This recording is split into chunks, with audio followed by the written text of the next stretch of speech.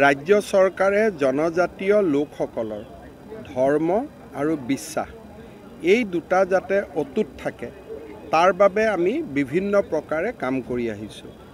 বড়োসকলৰ ব্ৰহ্ম আৰু বাথৌ, কাৰ্বিসকলৰ নিজৰ ধৰ্ম বিশ্বাস, মিচিংসকলৰ নিজৰ ধৰ্ম বিশ্বাস, দেউৰীসকলৰ নিজৰ ধৰ্ম বিশ্বাস, ৰাভাসকলৰ নিজৰ ধৰ্ম বিশ্বাস, আধুনিকতাই যাতে এই সম্পদসমূহক লুপ্ত কৰি পেলাব নোৱাৰে তাৰ বাবে আমি নিৰন্তৰ এই ধৰ্ম আৰু ধৰ্মক বিশ্বাস কৰা জনজাতীয় লোকসকলৰ লগত থিয় হৈ আছোঁ। আৰু ৰাজ্যত নতুনকৈ গঠন হোৱা আমাৰ খিলঞ্জীয়া ধৰ্ম আৰু বিশ্বাস বিভাগে এই ক্ষেত্ৰত যথেষ্ট কামো কৰি আছে। কেইবাখনো বাথৌ থানচালি আমি কৰাত সহায় কৰিছোঁ। আজি মই আৰু 100খন বাথৌ থানচালিৰ কথা কৈছোঁ।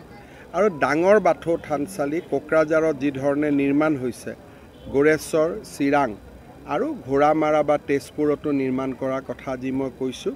আৰু এইটো আমাৰ এটা নিৰন্তৰ প্ৰক্ৰিয়া। যেনেকৈ এইবাৰ আমি নতুন শিক্ষানীতিত মিচিং আৰু তিৱা ভাষা প্ৰৱৰ্তন কৰিছোঁ। আমাৰ বাগৰুম্বা সৰু সজাইত প্ৰদৰ্শিত হ'ব। এই ধৰণৰ কামবিলাক আমি নিৰন্তৰভাৱে কৰি আহিছোঁ যাতে আমাৰ নিজৰ বিশ্বাস, নিজৰ ধৰ্ম, নিজৰ সংস্কৃতি, নিজৰ ভাষা যাতে অটুট থাকে। বাথৌ মহাসভাৰ 32 সংখ্যক অধিৱেশন তামোলপুৰত সামৰণি অনুষ্ঠান মুকলি সভা অলপ আগতে হৈ গ'ল। হাজাৰ হাজাৰ ভক্তৰ আৰু হাজাৰ হাজাৰ ৰাইজৰ উপস্থিতিত মুখ্যমন্ত্ৰী ডক্টৰ হিমন্ত বিশ্ব শৰ্মা ডাঙৰীয়াই মুখ্য অতিথিৰ ভাষণ ৰাখি গ'ল। আৰু ইতিমধ্যে মুখ্যমন্ত্ৰী ডাঙৰীয়াই স্পষ্টভাৱে কৈছে যে আমি যি ধৰ্মক বিশ্বাস কৰিছোঁ, বাথৌ ধৰ্ম, এই ধৰ্ম অতিকৈ প্ৰাচীন এটা ধৰ্ম। আৰু এই ধৰ্মৰ দৰ্শন, এই ধৰ্মৰ যিটো তত্ত্ব, সেইটো প্ৰকৃতিৰ লগত আগৰ পৰাই জড়িত হৈ আছে। আজিৰ সময়ত বিভিন্ন লোকে, বিভিন্ন সংগঠনে, বিভিন্ন সংস্থাই, বিভিন্ন দেশে য'ত প্ৰকৃতিৰ কথা কৈছে, পৰ্যাবৰণ, জলবায়ু প্ৰটেকশ্যন কৰাৰ কথা কৈছে, ইয়াৰ বহুত হাজাৰ বছৰ আগৰ পৰাই বাথৌ ধৰ্মৰ লোকসকলে আমাৰ প্ৰাকৃতিক পূজা কৰি আহিছে। আৰু যেতিয়া আমি দেখিছোঁ আমাৰ দেউতাসকলে, আমাৰ আগৰ প্ৰজন্মই যেতিয়াই গছ এটা কাটিব লাগে প্ৰথমতে গছটো সেৱা কৰে। যেতিয়া ভূমিত কোদালেৰে মাটি খান্দিব লাগে ভূমিক আগতে পূজা কৰে। ঘৰৰ পৰা ওলোৱাৰ লগে লগে হয় ভূমি নহ'লে সূৰ্যক সেৱা কৰে। এইবিলাক আমি বহুত সৰুৰ পৰাই দেখা পাই আহিছোঁ।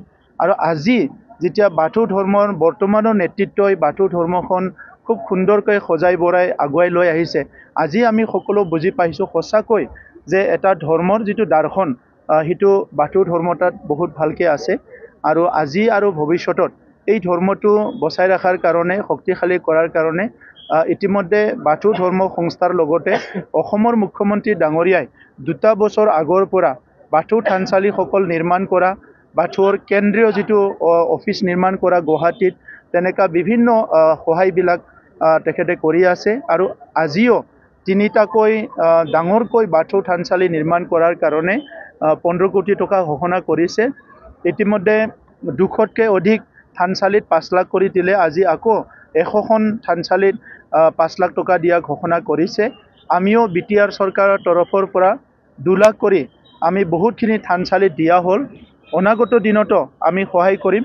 আজি আমাৰ 200তকৈ অধিক দেউৰীসকলক 10,000 কৰি আমি এইড দিব বিচাৰিছোঁ, যাতে দেউৰীসকলে অলপমান সকাহ পায়। তেখেতসকলে সমাজৰ কাৰণে বহুত প্ৰাৰ্থনা কৰি আছে, সদায় আৰজ কৰি আছে, তেখেতসকলে নিজকে ত্যাগ কৰিছে। গতিকে তেখেতসকলক শ্ৰদ্ধা জনাই আমি BTR চৰকাৰৰ পৰা বাথৌ গৌতমৰ জৰিয়তে আমাৰ দেউৰীসকলক 10,000কৈ টকা দিয়াৰ কাৰণে ঠিক কৰিছোঁ। আজি মই তামোলপুৰৰ অধিৱেশনত থাকি মুখ্যমন্ত্ৰী ডাঙৰীয়াক স্পেচিয়েলি ধন্যবাদ জনাব বিচাৰিছোঁ। তেখেতে 2টা কথা কৈ গৈছে। এটা হ'ল দিল্লীত যিটো নতুন অসমৰ কেম্পাছ হ'ব, তাত আমাৰ গোসাঁইঘৰৰ লগতে এটা বাথৌ থানচালিও নিৰ্মাণ কৰাৰ কথা কৈছে। আৰু অলপ আগতে আমাক আমাৰ কেন্দ্ৰীয় নেতৃবৃন্দক ব্যক্তিগতভাৱে তেখেতে কৈছে কম দিনৰ ভিতৰতে গুৱাহাটী যি মুখ্যমন্ত্ৰীৰ ৰেচিডেন্স তাতো এটা বাথৌ থানচালি তেখেতে স্থাপন কৰিব। গতিকে ইয়াতকৈ ডাঙৰ খবৰ আৰু আজি একো হ'ব নোৱাৰে।